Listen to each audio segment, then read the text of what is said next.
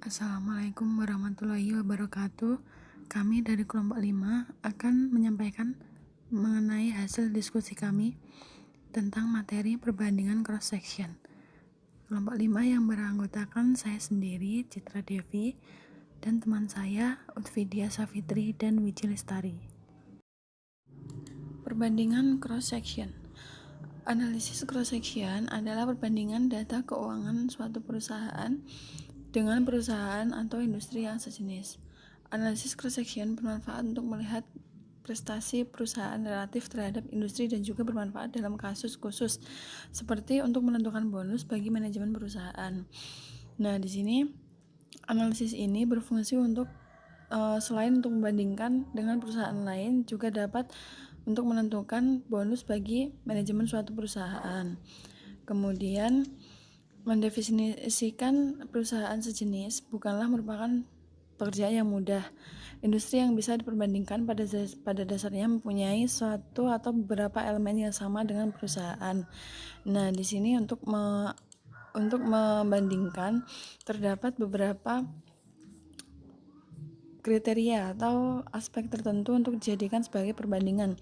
Nah, di sini ada tiga aspek, yaitu kesamaan dalam jenis bahan baku atau supplier, kemudian yang kedua kesamaan dari sisi permintaan, dan yang ketiga kesamaan dalam atribut keuangan. Yang pertama, kesamaan dalam jenis bahan baku atau supplier. Perusahaan bisa dikelompokkan berdasarkan bahan baku yang dipakai, bisa juga berdasarkan proses produksi yang dipunyai. Standar Industrial Classification biasanya menggunakan kriteria semacam ini, yaitu struktur fisik dan teknologi proses produksi dalam homogenitas produksi. Jadi kesamaan dalam jenis bahan baku ini digunakan untuk membandingkan antara bahan baku dari perusahaan misalnya perusahaan X dengan perusahaan Y, yaitu dibandingkan bahan bakunya itu dibandingkan untuk kemudian untuk menghasilkan suatu perbandingan dari perusahaan tersebut. Yang kedua, kesamaan dari sisi permintaan. Pendekatan ini menggunakan produk-produk yang dihasilkan sebagai kriteria pengelompokan industri. Apabila produk-produk memenuhi kebutuhan yang sama dan produk-produk tersebut merupakan substitusi satu sama lainnya, maka produk tersebut masuk dalam industri yang sama. Yang ketiga, yaitu kesamaan dalam atribut keuangan. Dari sudut pandang investasi, saham-saham yang mempunyai beberapa kesamaan atribut bisa dimasukkan ke dalam satu kelompok. Contoh atribut yang relevan yaitu risiko, rasio PER atau price earning ratio, dan kapitalisasi pasar untuk menentukan besar kecilnya kapitalisasi saham. Nah, kemudian perhitungan rata-rata industri. Untuk menghitung rata-rata industri, seorang analis mempunyai beberapa alternatif. Yang pertama, menghitung nilai tunggal sebagai perbandingan. Kedua, menghitung nilai tunggal dengan dispersinya atau standar deviasi. Yang ketiga, menghitung nilai untuk persentil tertentu. Misal, mengandung nilai untuk perusahaan yang mempunyai ukuran 25% paling kecil. Untuk menghitung nilai tunggal sebagai perbandingan, ada beberapa alternatif yang bisa dipakai, yaitu pertama, menghitung rata-rata aritmatika, kedua, menghitung rata-rata tertimbang, ketiga, menggunakan median, keempat, menggunakan modus. Nah, pada slide ini ditampilkan tabel yang berisikan 8 perusahaan, yaitu perusahaan A, B, C, D, E, F, G, dan H. Selain itu, juga ditampilkan tabel yaitu ROA, nilai buku saham, nilai pasar saham. Slide ini menjelaskan mengenai perhitungan rata-rata aritmatika. Yang pertama akan menghitung ROA industri, bisa dihitung dengan cara 1/8. 1/8 ini didapatkan karena perusahaan yang digunakan ada 8. Selanjutnya dengan menjumlahkan jumlah ROA di semua perusahaan, yaitu dengan cara 1/8 dikali kurung buka 10 ditambah 12 ditambah 12 ditambah 13 ditambah 9 ditambah 12 ditambah 8 ditambah 9 kurung tutup, sehingga didapatkan hasil 10,625%.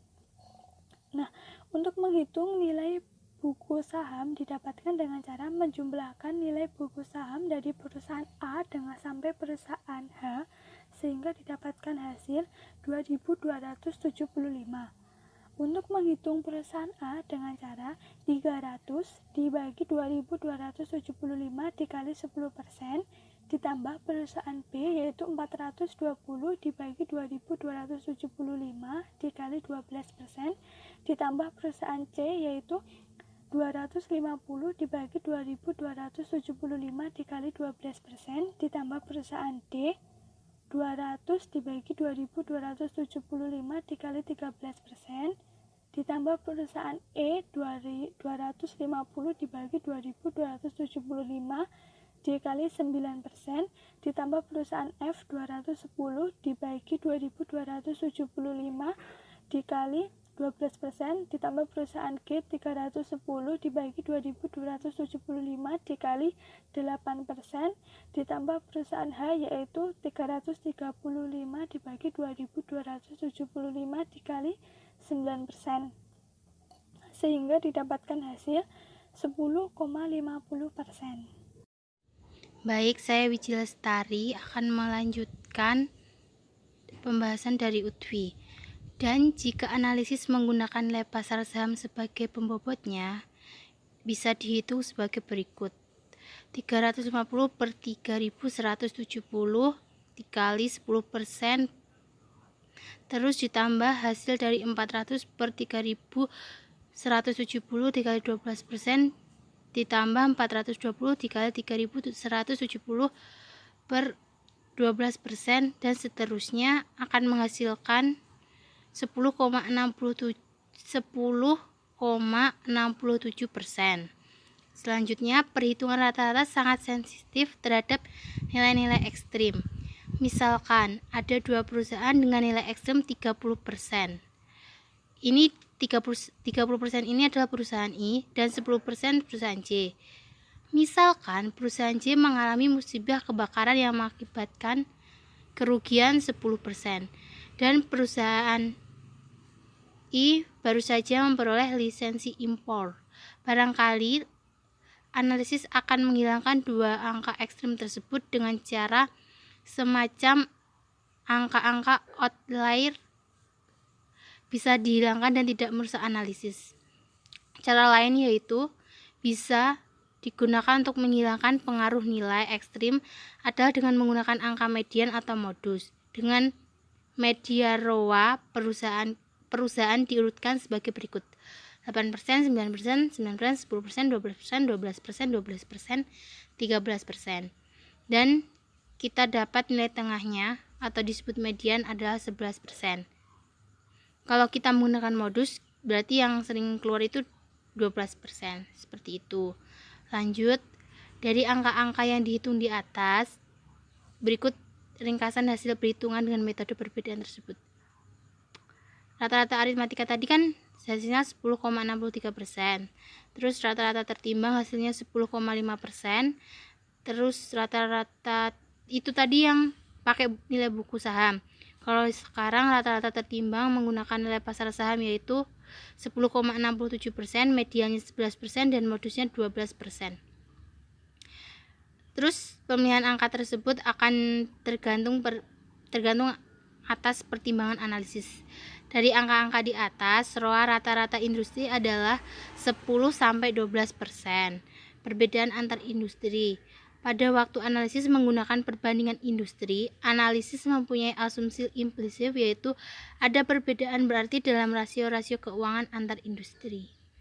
Kalau asuransi semacam itu tidak pernah terpenuhi, maka tidak ada artinya menggunakan perbandingan perusahaan dalam perekonomian secara keseluruhan.